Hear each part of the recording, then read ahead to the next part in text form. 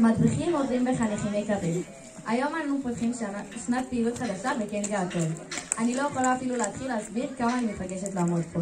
לראות את כולכם בשומריות, עוברים דרך שער האש ומוכנים לשנת פעילות מטורפת. אני מקווה שתצליחו להתחבר, ליהנות, לעשות מלא כיף ולא להציק יותר מדי למדריכים. ועכשיו באופן יותר אישי. שכבה ד' המקסים. ברוכים הבאים לתנועה. אני ממש מקווה שתהנו, תלמדו אחד על השני, על עצמכם ועל השומר הצעיר. שכבת ו' האדירים. אתם שכבה מדהימה, והשנה זו השנה האחרונה שלכם בגרות.